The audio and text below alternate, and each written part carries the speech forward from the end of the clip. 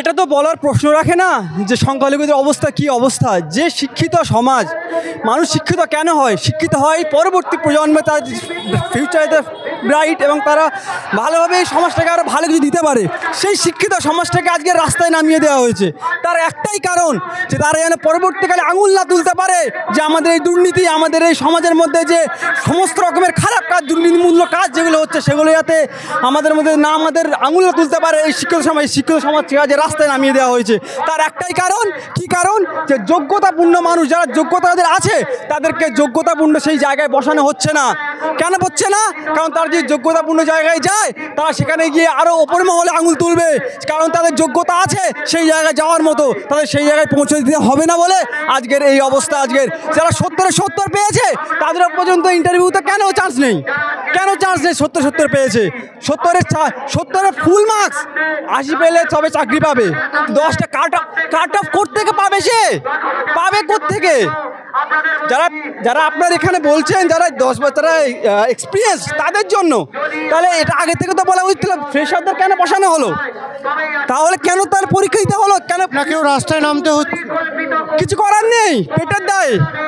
একটা ছেলে বাড়ির যখন একটা অসহায় বাবা মা থাকে, তাদের দেখতে গেলে তাদের পেট চাকরি করতে হবে। প্রত্যেক মধ্যবিত্ত ছেলের একটাই স্বপ্ন যে আমার বাবা মাকে কিছু একটা ভালো দেবো, তাদের বয়সকালে গিয়ে তাদের দেখবো, তাদের ওষুধপত্রের খরচা উঠাবো।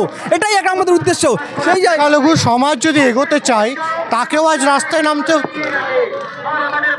এটা কি বলবো, আর রাজনৈতিক ব্যাপার, রাজনৈতিক আর পলিটিক্স আর আমাদের শিক্ষা ব্যবস্থা, এই দুটোর মাঝখানে পড়ে আমরা পিছছি মাঝখান থেকে, অন্য কিচ্ছু না। রাজনীতি এক জায়গায়, শিক্ষা এক জায়গায়।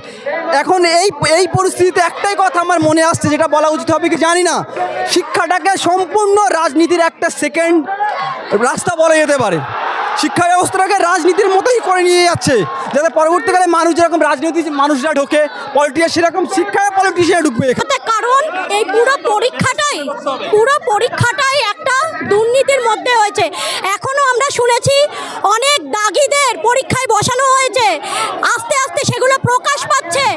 আমাদের দাবি আদায় না, দাবি মানতে হবে। 70 মার্কের পরীক্ষা দিয়ে কাট অফ কি করে 75-এ আসে? অভিজ্ঞতার জন্য 10 নম্বর বাতিল করতে হবে, 1 লক্ষ শূন্য পদ বৃদ্ধি করতে হবে। আমাদের দাবি মানতে হবে। নতুন নিয়োগ হলো, চাকরির আশ্বাস দিল, কিন্তু চাকরি নেই। চাকরি নেই কারণ অভিজ্ঞতার জন্য 10 নম্বর পেয়ে যারা 2016 বা ইন সার্ভিস সবাই এগিয়ে গেছে, আমরা 60-এ 60 পেয়ে 36 তারা এগিয়ে গেছে এক্সপেরিয়েন্সের জন্য। অথচ যারা 60 পেল তারা এগোতে পারলো না। তাহলে কি মেরিটের কোনো